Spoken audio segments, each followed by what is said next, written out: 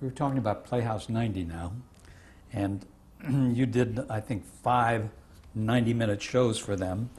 And we talked about The Miracle Worker. Invitation to a Gunfighter was another show that you did with Gilbert Roland and Anne Bancroft. Do you want to talk that about was the first time that I had met Anne Bancroft, and our paths were going to cross a goodly number of times in later life. Anything special you want to say about that show? Was that with Hugh O'Brien as well, or was it? I'm not sure. I think he was in it. I believe so. In any event, Annie just rang a bell in my head as being this extraordinary, untrained, although she'd gone to the American Academy, but really she'd been mostly doing sort of B movies in Hollywood. Mm-hmm. She started in live television at Studio One, I think, and was swept right out there, and that was it. But so we got to know each other, and then didn't see each other for years. I didn't know her well, but we had one incident on that show where and I can even remember the dialogue. She said,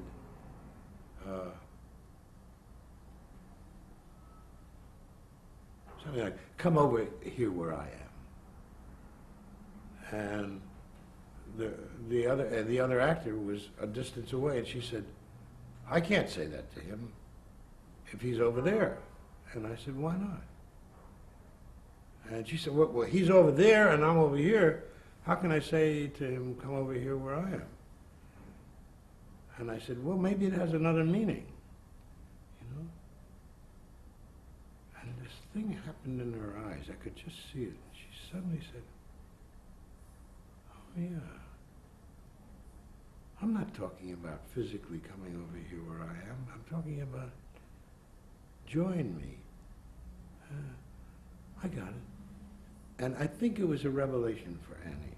I think it was a moment where Annie suddenly realized that the literalness of the lines are not what we're talking about. We're talking about human behavior and human interaction over and above our speech level, and far more meaningful than most of the time than our speech level. And subtext. And subtext. Yeah. And that was a word that we began to use years later when she starred in Two for the Seesaw with Henry Fonda, my first Broadway play. We're going to talk about that. What about the process of putting on a show as big as Playhouse 90? Everything was under one roof there, I realized. It was easier, frankly. Mm-hmm. It was just easier. Mm-hmm. It was never easy. It was, and of course on Charlie's Aunt, where Art Carney was playing Charlie's Aunt. Did you ever consider Ray Bolger to replay his part? Because he had done it on Broadway. He was in the musical, and that's when he had a real charm. This was the straight play. Ah. And Art Carney is about as funny as anybody has ever been, you know. He's just wonderful in it. But I remember one episode, one incident on that, where a mic boom went out. And it was the one area that we could never solve properly in live TV, were these big, basic mic booms that had to be up out of the shot, which meant that you had to have a triangular platform on wheels that had to be wheeled from one set to another. And lo and behold, at the end of it is just this little microphone. And it went out on the air. And there they were, talking like that in the middle of Playhouse 90. So we just started pumping up the music, pumping up the laugh track. We didn't even have a laugh track. I mean, it was just, I got some people who were standing around, I got the floor manager to juice them up into yelling something so that there was at least a constancy of sound until we could get a new mic on there. Did the actors know that the mic wasn't working? Yeah. No. So how long did that go on? An eternity, right? About 3 years, yes. It was probably 10 seconds, 15 seconds, but it was enough to chill the blood. Another show you did there on Playhouse 90 was The Dark Side of the Earth. Do you remember anything about that? I do. Yeah. I remember one thing, which was Van Heflin. It was a Rod Serling script. Van Heflin, who was this wonderful actor who had come out of New York theater, had come out of the Edge of the Group Theater, actually. I think he was in a play, one of the first plays that Kazan directed on Broadway. Had gone out there, become a movie star. And there was a moment in it where he felt he had to weep. And I said, that's lovely, if you can do it, you know, fine. Whatever you feel is fine with me at that point. It's just, whatever is there. If you have tears, fine. If you don't have tears, fine. Well, we start rehearsing and we come to that moment, and bing, there were tears there. I thought, gee. What I didn't realize was that he was popping a little capsule of ammonia. Until we got into the on camera rehearsal, and I heard the pop. I didn't know what was going on at all. And I finally said to him, hey, Van, listen, you can't do it. He said, you won't hear it, I promise you. I'll cough. And he did, but he stayed with it. So these tears that apparently were coming out of this deep feeling were induced by ammonia. So of course, he became famous for the crying scene in that movie, Johnny, whatever. Johnny Guitar or Johnny. One of those Yeah, Johnny one of those. pictures. And Yeah. I bet you he used up about a tank of... Then another show you did there was Portrait of a Murderer yeah. with Tab Hunter and Geraldine Page. Who wrote that? Leslie Stevens. Mm-hmm. Actually, we sort of structured that together. Leslie just died. Oh, I didn't know that. Yeah. What happened was a guy came to Martin and said, I was a cellmate of this guy, and I have some tapes that he gave me. And so Martin turned those over to me and said, make a show out of this. Because this was still very early in Playhouse 90. And we were eating up a script, a 90-minute script a week. And so Leslie and I sat down, and we sort of, using these tapes, structured a good part of the story, which was not in the tape. And I think that was Tab Hunter's best performance. I mean, it was a startling performance. One, he had the pleasure of working opposite Geraldine Page, which is no small gift. She was a great actress. God. Would she do the same thing twice? No. I mean, every scene, would she redid the scene? Was it different? It was sufficiently different, but not different in a way that you would say, oh, I can't use that. No, no. I mean, these actors, Rip Torn, her husband, I mean, they don't do anything the same way.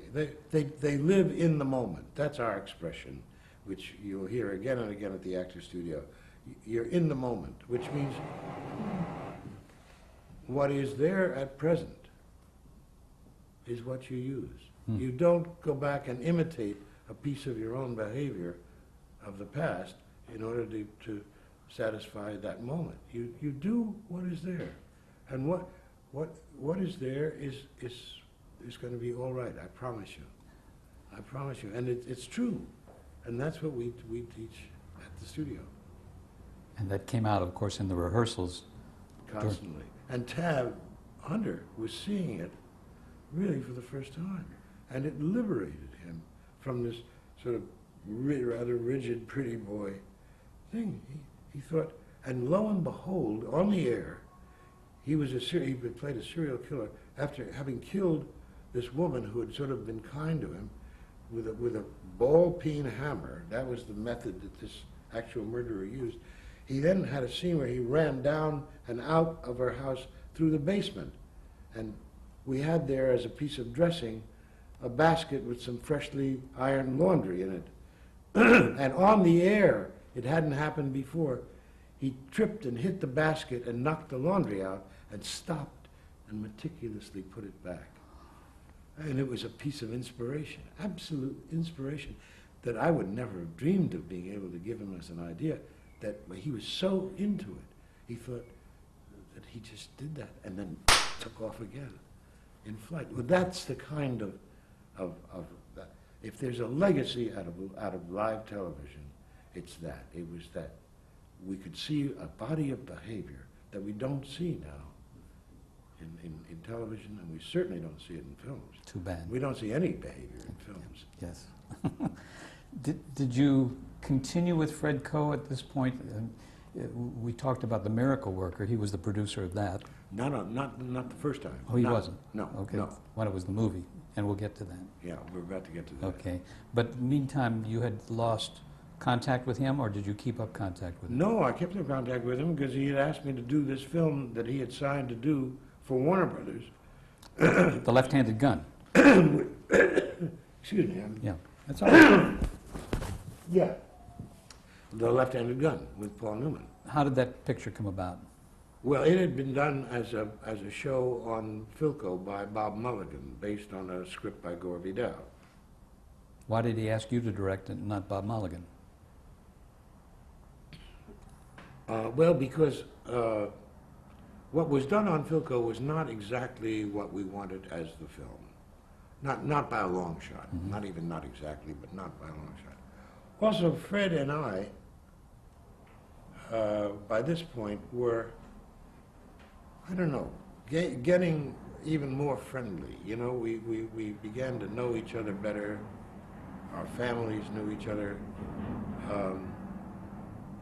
It was, I can't really give you a good answer. Well, you were also coming up in the world in terms of your career and becoming noticed as a director of Playhouse 90. And yes, that too, but so was Bob Mulligan. I mean, it was just a choice that Fred made. I don't know how to, I'm delighted he made it.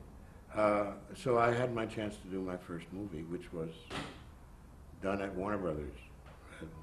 with Paul Newman. With Paul Newman, Hurt Hatfield, John Dehner, Lita Milan.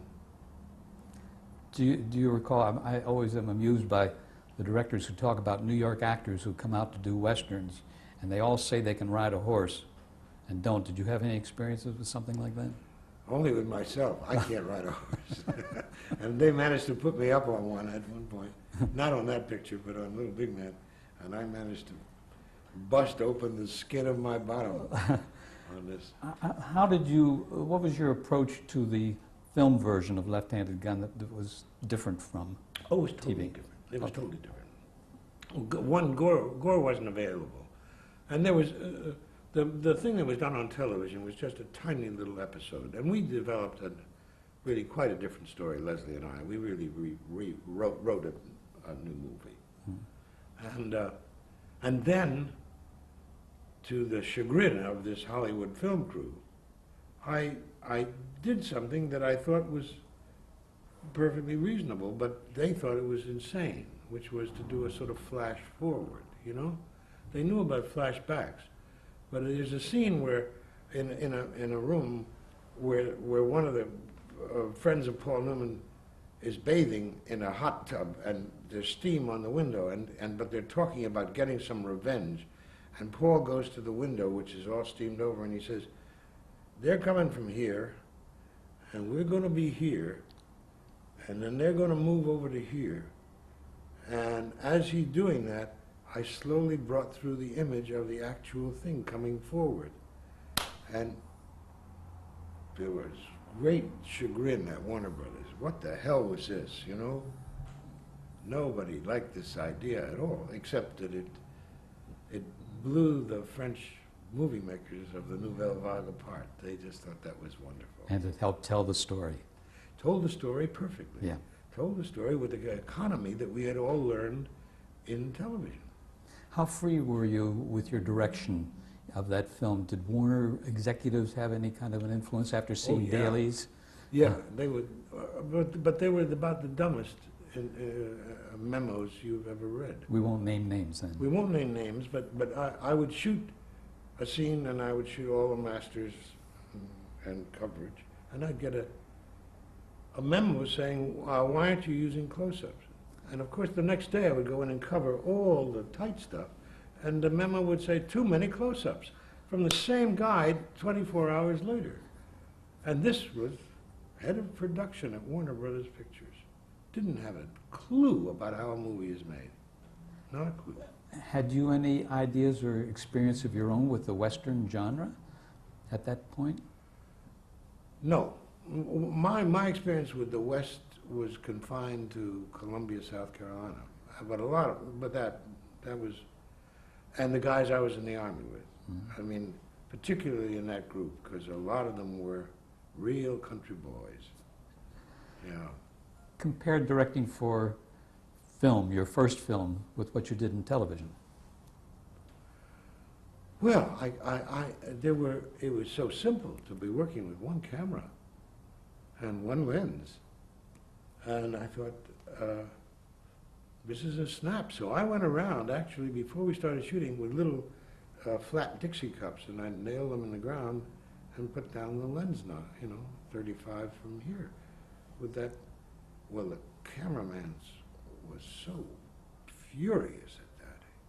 But I said, we got 23 days to make this movie, and this is where I want the camera, and this is what the lens is, so, and he would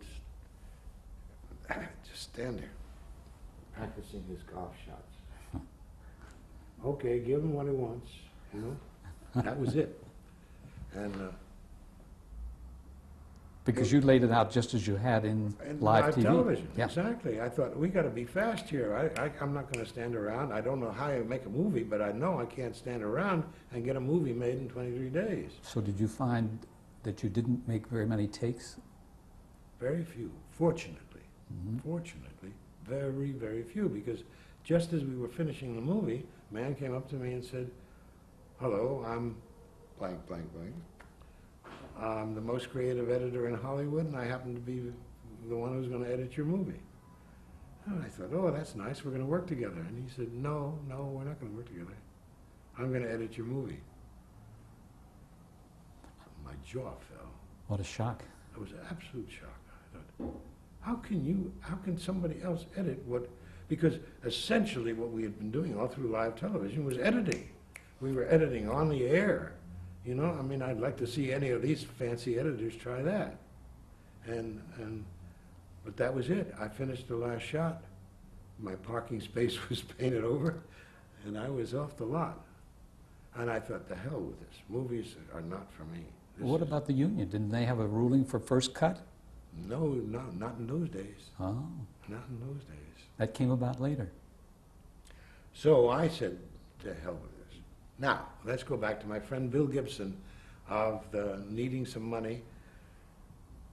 He had written The Miracle Worker, and now he finished a play called Two for the Seesaw. And he had this very fancy agent who said,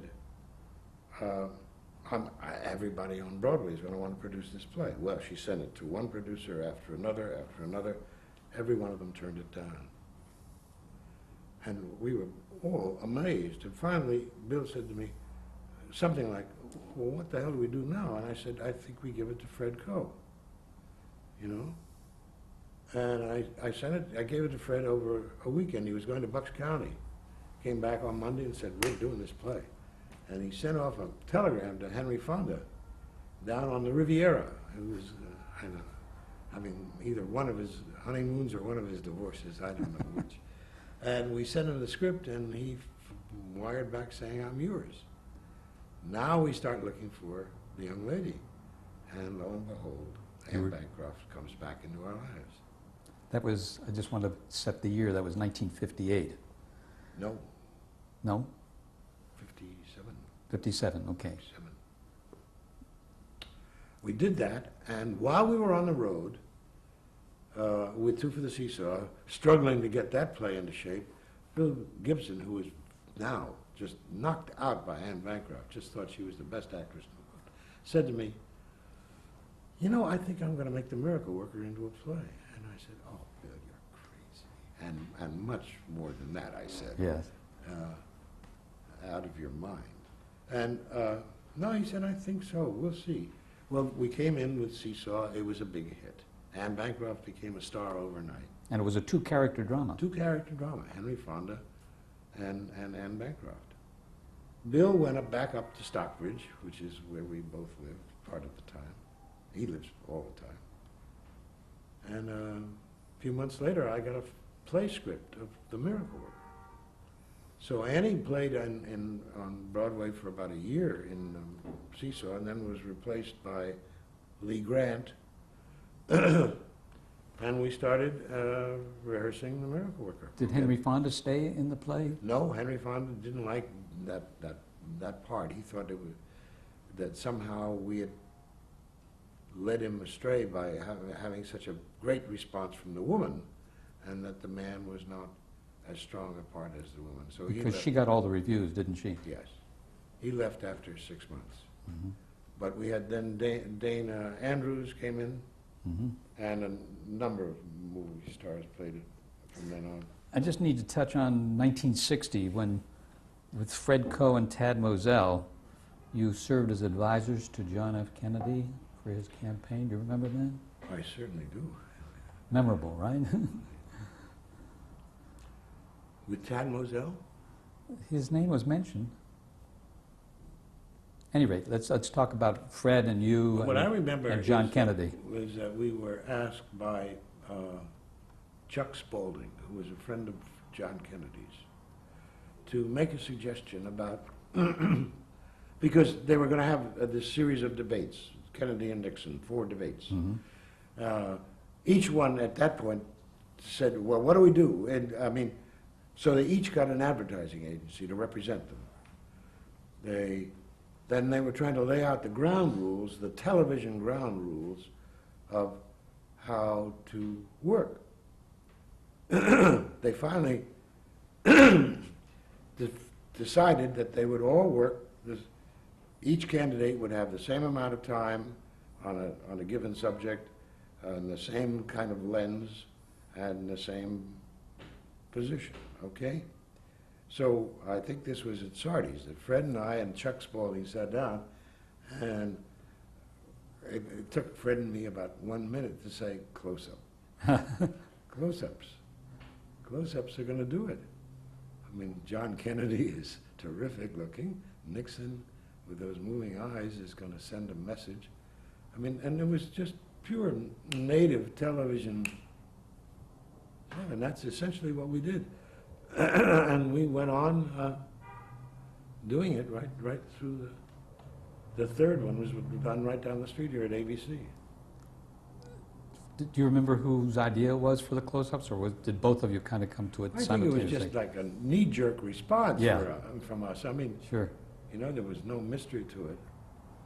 And then did Spaulding have to take that to Took it to Kennedy? Kennedy, but I don't think that they cared about it. But we took it. We took it to the director, because they would have a different director for each candidate. yes. They would get out of the chair, and the other director would get in the chair. And And of course, our directors were told, close-ups, close-ups, and get down below eye level, and do that was close-ups. famous Nixon 5 o'clock shadow, and the shifty eyes, and the sweat on the upper lip. All of that. You That- helped make history. Arthur. What we were doing was what everybody now is doing. They all have these advisors. I mean, it's more about performance than it is about substance. Yes. And there we were doing exactly that. We were imposing the medium onto the substance, and the medium beat the substance. Did you have any interplay with Mr. Kennedy? Just on the third debate, it's hard to go back to this, but there was an agreement, gentleman's agreement, not to mention Quemoy and Matsu, 2 little islands off the coast of China, because nobody could figure out what to do about those 2 islands, whether they were going to be Taiwanese or communist Chinese. And the agreement between Nixon and Kennedy's people was, let's not mention this, because nobody has a good idea about this. Well, in the middle of the debate, Nixon suddenly says, and what about Quemoy and Matsu? You know, the Democrats are soft on communism, and on the other camera, I could see Kennedy going, and bing, then he went on the air and he said, well, that certainly is something to be determined by diplomacy or whatever. So you were there in the studio with him. I was in the control room, and the debate finished, and the next thing I hear is, that fucking bastard, Nixon shot out of the studio, and Kennedy was just raving. He was raving. Did you know after that telecast that Kennedy had the upper hand? Or did you think it would happen? Well, we didn't know, no, I don't think that we could have predicted, because, you know, that the race was still enormously close. But here was a virtually an unknown senator who had swept up into being this prime candidate. But did you feel that Kennedy showed himself off very well? Oh, I thought he was born to the medium, you know, absolutely born to it. And it was a medium that killed Nixon. Even, you know, you remember the shot after he's resigned when he's leaving Washington? It's a pathetic shot of this guy who doesn't have any sense of body and what he's like. But what was clear to us, I think, is that the medium, the potency of the medium was so great.